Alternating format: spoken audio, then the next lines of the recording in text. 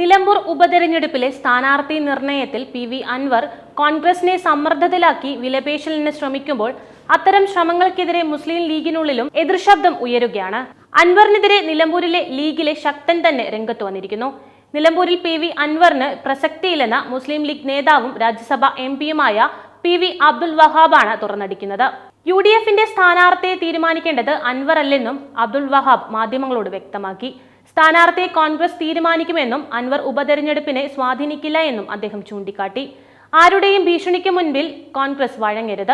ആര് സ്ഥാനാർത്ഥിയായാലും മുസ്ലിം ലീഗ് പിന്തുണയ്ക്കുകയും വിജയിപ്പിക്കുകയും ചെയ്യുമെന്ന് അദ്ദേഹം വ്യക്തമാക്കി കഴിഞ്ഞു. ആര്യാടൻ ഷൗക്കത്തിനെ വെട്ടി വി.എസ്. ജോയിയെ സ്ഥാനാർത്ഥിയാക്കാൻ അൻവർ ശ്രമം നടത്തുമ്പോഴാണ് അപ്രതീക്ഷിതമായി ഈ നീക്കത്തിനെതിരെ മുസ്ലിം ലീഗിനുള്ളിൽ നിന്നും എതിർശബ്ദം ഉയരുന്നത്. PCC president VS. Joy, KPCC secretary Aryadan Shoukath എന്നിവരാണ് സ്ഥാനാർത്ഥി പട്ടികയിലുള്ളത്. രണ്ടുപേരും പിന്മാറാൻ സന്നദ്ധരല്ല.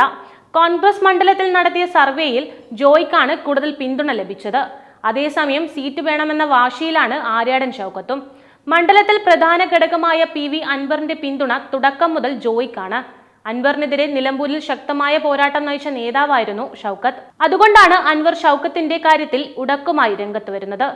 ഭരണവിരുദ്ധ വികാരം, അൻവർ ഫാക്ടർ, വെള്ളാപ്പള്ളിയുടെ വർഗീയ പരാമർശങ്ങളെ വെള്ളപൂശിയ മുഖ്യമന്ത്രിയുടെ പരാമർശങ്ങൾ എന്നിവയെല്ലാം മണ്ഡലത്തിൽ തങ്ങൾക്ക് അനുകൂല ഘടകമാവുമെന്ന പ്രതീക്ഷയിലാണ് യു.ഡി.എഫ്. ഇടത് മുന്നണിയുടെ സ്ഥാനാർത്ഥി പ്രഖ്യാപനം കോൺഗ്രസ് പ്രഖ്യാപനത്തിന് ശേഷം മാത്രമേ ഉണ്ടാവൂ എന്നാണ് നേതാക്കൾ നൽകുന്ന സൂചന.